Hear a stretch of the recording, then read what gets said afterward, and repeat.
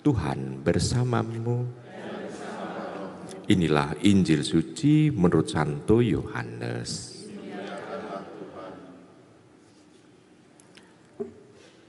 Pada hari Minggu Paskah, pagi-pagi benar ketika hari masih gelap, pergilah Maria Magdalena ke kubur Yesus.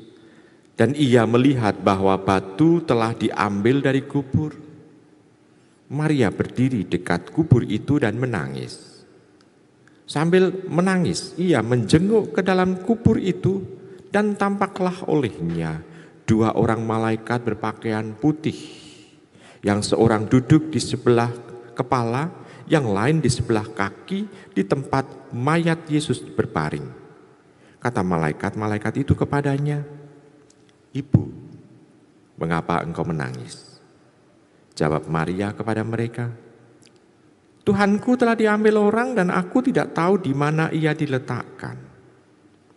Sesudah berkata demikian, Maria menoleh ke belakang dan melihat Yesus berdiri di situ, tetapi ia tidak tahu bahwa itu adalah Yesus.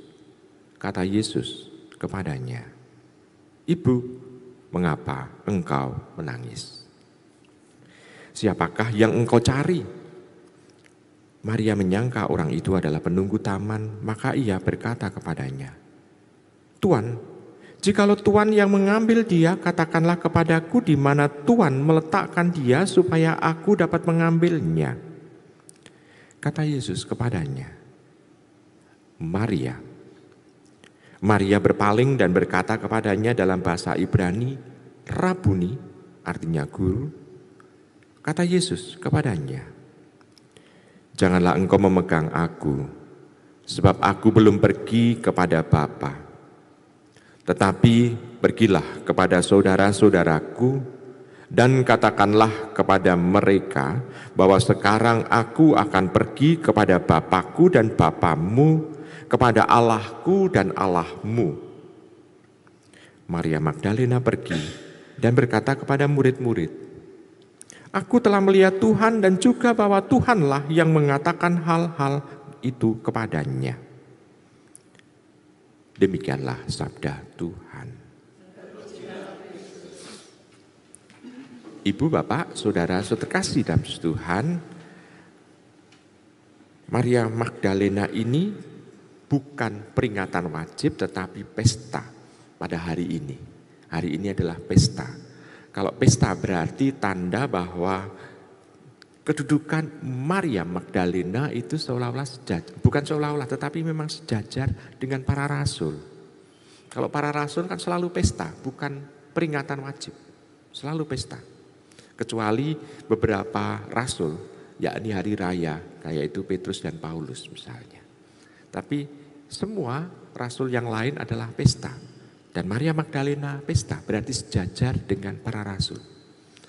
Dan kalau disejajarkan dengan para rasul, apa sih yang diwartakan oleh Maria Magdalena ini? Maria Magdalena ini adalah orang yang pertama kali mewartakan kebangkitan Tuhan. Bukan para rasul yang laki-laki, bukan. Tapi Maria Magdalena ini yang pertama-tama mewartakan kebangkitan Tuhan. Dan dia yang pertama kali juga melihat penampakan Tuhan.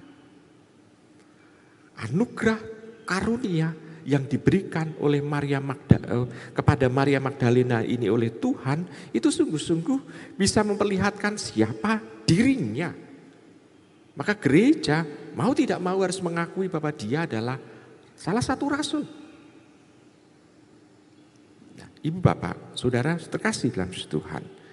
Kalau demikian kita bisa melihat bahwa orang yang dekat dengan Tuhan itu berarti mengandung atau memberikan satu tanggung jawab tersendiri kepada orang yang dekat dengannya. Dan tanggung jawab yang diberikan dari Tuhan kepada Maria Magdalena adalah tanggung jawab untuk mewartakan, memberikan kesaksian tentang apa yang terjadi, peristiwa yang terjadi setelah kematiannya, yakni kebangkitan. Walaupun juga tugasnya masih terbatas, yakni mewartakan kebangkitan kepada para rasul yang lain atau kepada murid-murid yang lain, namun kita bisa melihat bahwa ini adalah satu tanggung jawab bahwa pewartaan harus dimulai dari orang yang dekat dekat terlebih dahulu. Orang yang ada di dalam terlebih dahulu sebelum mewartakan kepada orang yang di luar.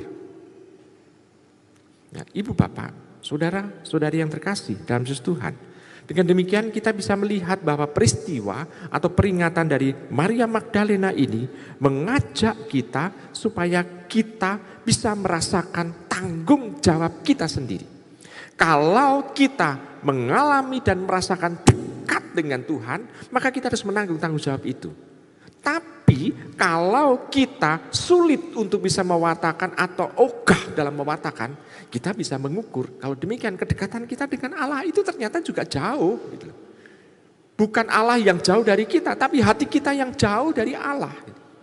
Allah mau tidak mau dia mau mendekat, tetapi kehendak bebas dari diri kita sendirilah yang menentukan dekat atau jauhnya kita dengan Allah. Jadi kehendak bebas dari kita. Allah itu maunya dekat dengan kita, tapi kalau kita kehendak bebas kita itu mau untuk menjauh dari Allah, maka ya kita jauh dari Allah. Maka kalau jauh dari Allah ditandai salah satunya adalah keengganan orang untuk mewartakan Tuhan. Ini kan salah satunya. Mewartakan bukan dalam arti membela mati-matian, dalam arti apa itu dengan kekerasan, tidak. Kalau membela, orang mengatakan, oh saya membela Allah, membela Kristus, tetapi melakukan kekerasan, ini bukan memperlihatkan kedekatan, tapi justru memperlihatkan ketakutan. Ketakutan apa? Ketakutan supaya saya jangan dilihat sebagai orang yang jauh darinya. Karena kekerasan misalnya kalau kita itu membela Tuhan dengan kekerasan, maka ditampakkan bahwa kita sendiri pertama mengalami ketakutan, yang kedua tidak mengenal apa yang dikehendaki oleh Allah. Allah kan menghendaki kasih, Allah menghendaki kelembutan, Allah menghendaki kerendahan hatian.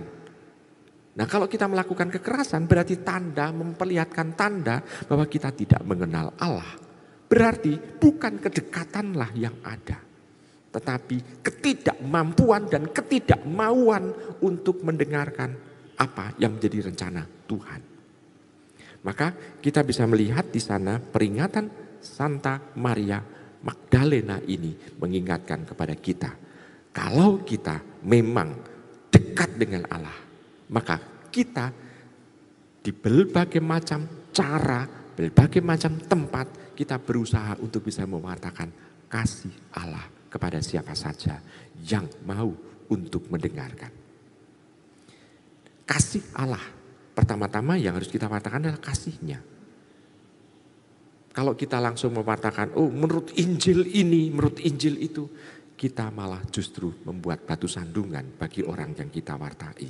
Tapi kalau kebaikan ini yang kita wartakan, orang nanti dengan sendirinya akan tertarik kepada Tuhan Yesus.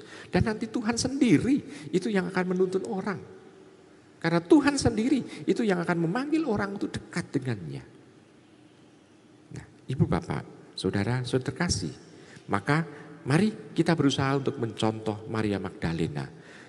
Juga hal yang perlu dicontoh, satu poin yang penting lagi adalah Maria Magdalena sedih, menangis karena kehilangan patokan hidupnya, yakni Tuhan sendiri. Dia berusaha untuk mencari dan selalu mau dekat dengannya. Dan ini adalah poin bagi diri kita, di mana kita mengalami kekosongan dalam diri, kesedihan, kekecewaan, larilah kepada Tuhan. Bukan untuk memuaskan dengan cara yang lain, tapi carilah Tuhan. Kalau Tuhan ada, Tuhan akan memuaskan diri kita sendiri. Selamat merenungkan.